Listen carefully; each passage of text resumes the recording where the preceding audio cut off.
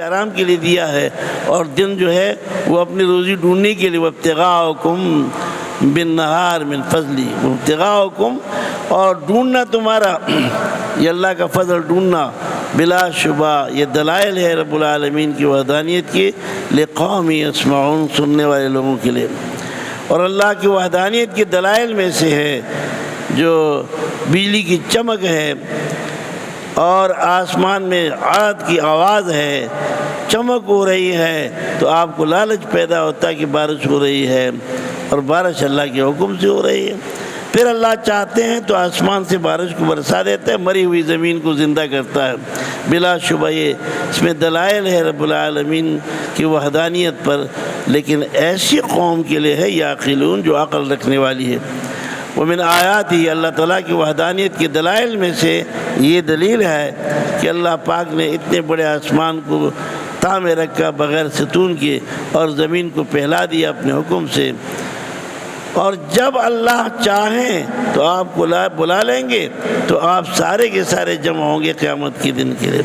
اور اللہ پاک کی وحدانیت کے دلائل میں سے یہ دلیل ہے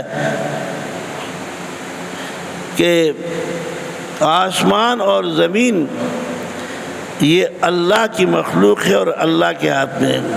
کل لہ قانتون سارے کے سارے اللہ کے حکم کو ماننے والے ہیں۔ اتنا بڑا آسمان، اس کے اوپر دوسرا آسمان، پھر دوسرا تیسرا چوتھا پانچواں ساتواں آسمان، عرش کرسی، یہ سب اللہ کے حکم کو ماننے والے ہیں۔ وَهُوَ الَّذِي يَبْدَأُ الْخَلْقَ اللہ وہ ذات ہے جس نے مخلوق کو سر نو پیدا کیا، ثم يعيده پھر لوٹائے گا۔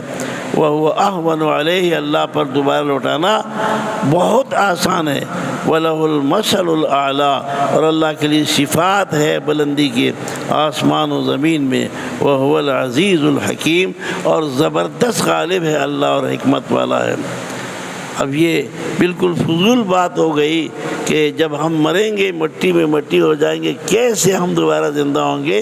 ایسے آسان مثال بیان فرمائی کہ آپ مٹی کو دیکھ رہے ہیں کہ مٹی ہے، اس میں کچھ بھی نظر نہیں آتا، لیکن اوپر سے بارش برسا دی تو اس زمین کے اندر سے مختلف قسم کی گیا، مختلف قسم کے پودے پیدا ہو گئے۔ اللہ پاک ہمیں سمجھ عطا فرمائے۔ یہ قرآن ہمیں ایسے سمجھا رہا ہے کہ نہ باپ بیٹوں کو ایسا اولاد کو سمجھا سکتا ہے، اور نہ دنیا میں کوئی خیر خواہ کسی کو سمجھا سکتا ہے جس طرح قرآن پاک ہے۔ ایسے ہندی کی چیندی کر کے صاف ستھرے لہجے میں اللہ پاک اپنی الوہیت اور خدائی کو سمجھا رہا ہے کہ میرے ہو جاؤ، جب میرے ہو جاؤ گے تو دنیا تمہاری قدموں کی نیچی ہے، اور جب میرے نہیں ہوں گے تو اسی دنیا میں دنیا کے چکر میں اپنے آپ کو یوں پریشان کر دو گے، ساری زندگی پریشانی کی گزرے گی۔ دین تمہارے پاس نہ ہو اور آپ نے رب کو نہیں پہچانا تو دنیا میں بھی پریشانی، اور مرنے کے بعد بھی پریشانی، ہمیشہ ہمیشہ پریشانی۔ اللہ پاک ہمیں دین کی سمجھ عطا فرمائے، اور اللہ پاک ہمیں اس کی قدر نصیب فرمائے۔ کتنی مسجدیں ہیں، کتنے علاقے ہیں جہاں پر کوئی درس قرآن نہیں ہوتا اور وہاں کوئی بیان نہیں ہوتا۔ وہ اس وجہ سے کہ علماء کہتے ہیں کہ یہ کلمہ پڑھنے والے مسلمان جو محلوں میں ہیں، نہ ان کو نمازوں کی فکر ہے، نہ ان کو قرآن کی فکر ہے۔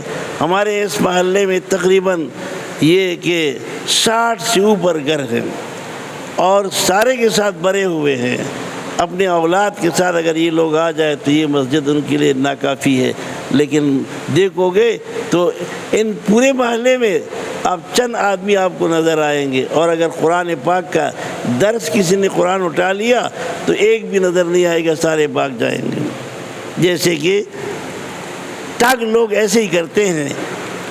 کوفے میں حضرت حسین نے جب مسلم نے عقیل کو بھیجا تو 40,000 آدمی نے ان کا استقبال کیا، اور جب یزید نے دھمکی دے دی تو 40,000 جو آپ کے استقبال میں آئے تھے اور آپ کے ساتھ تھے، جب آپ نماز میں کھڑے ہو گئے تو پیچھے کوئی بھی نہیں، اکیلا کھڑے ہو گئے۔ یہ دنیا کا حال ہے۔ کیا کیا انہوں نے؟ قیامت تک اپنے آپ کو مار رہا ہے، ہائے ہائے ہائے ہائے، اور مارتے جائیں گے مارتے جائیں گے۔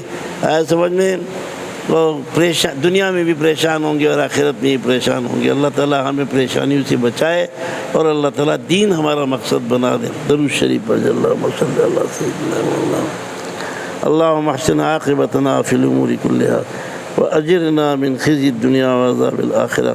یا اللہ جو کچھ ہم